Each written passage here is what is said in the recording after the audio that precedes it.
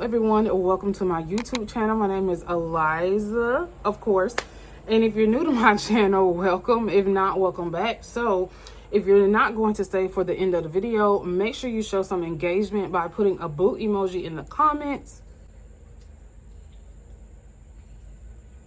Well, make sure you like, share, and subscribe to my channel. And if you don't want to subscribe to my channel, still put a boot emoji in the comments. So now let's get into today's video. So, and yes, I do have on the same shirt because guess what, we batch make content on the weekends. Okay, so yes, I am sitting outside, and let me know in the comments if the background noise from the society is like too loud for the video. And when I edit this video, I probably know is like, oh, I probably can't sit outside anymore. But sometimes I love sitting outside because it allows me to make my content without any interruptions, because even in the house, it's more noise than it is outside. And then my son is actually in the house doing his chores so that he can earn his allowance money for the week. And then his birthday is actually on Monday, so I'm probably gonna work really early on Monday, like a 6 to 2, so that I can take him to dinner for his birthday. He'll be like 17, y'all. So anyway, so let's get into today's video. So I'm going to be talking about 3 books that I'm going to be trying to read this month. What I'm learning about myself is I am not really I think I'm more so in competition with myself. I don't necessarily try to be like, oh my gosh, I gotta read like 50 books in a month. I used to be like that. I used to be like that when I was younger. I used to set these like out of the world goals for myself instead of really just reading. But now that I'm a little bit older, I'm basically like, you know what? I want to read because I want to have fun.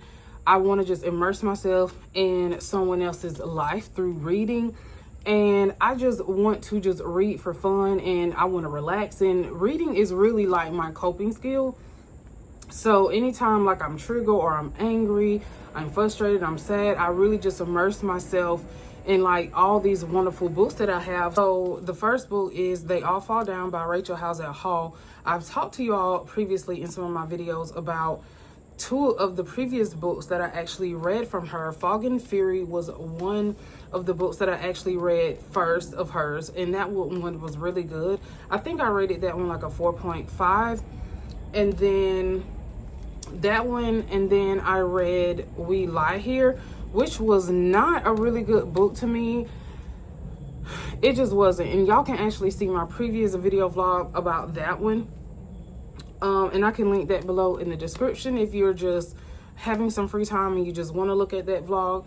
But this is the 3rd book I actually got from the library, and I actually have been trying to find different thriller authors that I've never read before, and she was recommended by Google because I actually Googled African American thriller writers and she came up. So far I've liked one of her books. And then this one, I don't know when this one came out, but this one actually is a standalone. So this is about a girl named Miriam. Well, not a girl, but a woman named Miriam and 6 other strangers were trapped on this island under false pretenses. So while they're on this island, some spooky things will be happening, and they'll be picked off one by one. So I'm really interested to see how this one's going to go, because y'all know I love thrillers. Thrillers are literally just my comfort genre. So that's why this one I may read this week. I don't know yet, but I'm not trying to pressure myself into making sure that I read like all these books this week, because sometimes when you're pressuring yourself to try to get all these books read, you resort to like burnout. So this is one that I possibly will be reading next week. And let me actually see how many pages. So this one doesn't seem like it's pretty long. So it's actually 300. Okay, there's an epilogue. I hope they don't think I bent this book like this, because I did not do that. So it is 318 pages. And to be honest with you, if I start this today, I can literally be finished with this by tomorrow, because like I could read 150 pages today, 150 tomorrow. So we'll see. Okay, so then I have The City We Became by N.K. Jemisin. This is actually a Black science fiction or fantasy writer. And I actually have the second copy, and this is actually a duology. So I'm excited to read this one because I've heard really great things about this. So really, this book really is about 3 different people who understand the culture, magic, and the contemporary myths of the city of New York. So I am really excited to read this. I actually want to start this one today, but I don't know yet though. I don't know, y'all, because my mind be like, should I read a thriller? Because thrillers are just my preferred genre, but I really like to use other books as like palate cleansers. So I've already just finished Onyx Storm. So I'm thinking, do I want to get into another heavy fantasy, or do I want to like cleanse my palate with a thriller and then jump into the fantasy? Decisions. Like, let me know in the comments if you're like that. Like, what do you all use for like your palate cleanser outside of your preferred genre? So it says, in Manhattan, a young grad student gets off the train and realizes he doesn't remember who he is, where he's from, or even his own name, but he can sense the beating heart of the city, see its history, and feel its power. So I definitely can't wait to get into this. So if you saw my video, my birthday video, I actually got this from Half Price Books for like $13. And y'all know I don't like hardcover, but this is the only one that they had. So I had to get that one. And then let's see, the third book that I'm going to try to get into will be The Invisible Life of Addie LaRue.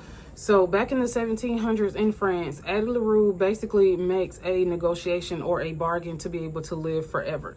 So with this bargain, basically they're telling her, like, if you live forever and we give you what you want, no one will ever be able to remember you. Everyone will forget you. But then, like 300 years after this, I guess, bargain or wish, someone she stumbled upon, I think in like this hidden bookstore, actually remembers who she is. So I definitely cannot wait to get into this. This is by V.E. Schwab, and this will actually be the first book that I've actually read from her.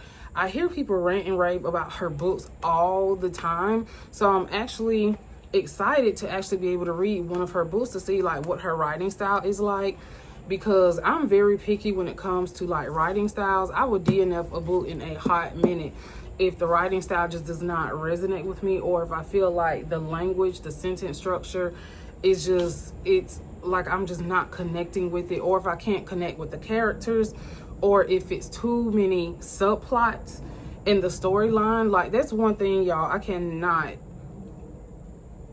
y'all, see how I can't even get it out. That's one thing, y'all, I cannot stand about books, is that if there are too many subplots. I'm not saying that there can't be the main plot and then there are so many subplots in the book, but when it's like too many characters, too many subplots, and the storyline is not cohesive with the plot, I have to DNF that. I can't do it. So those are going to be 3 of these books that I'm going to attempt to read this week. I'm really just going to pace myself like I always do, because last week I only read 2 books, which was completely fine with me because I'm slowly working through my TBR that I have set for myself for September. And so far I'm actually on track. So it really doesn't matter if I don't get to all 3 this week, but I am going to just enjoy myself in reading what I want to read. So let me know in the comments if you've read any of these books and how did you like them. And if you have any recommendations of like any fantasy reads that you thought were great. And also let me know in the comments if you have any African American authors who write fantasy besides N.K. Jemisin that you would recommend. Let me know in the comments. Until next time, thanks for watching, y'all. Bye.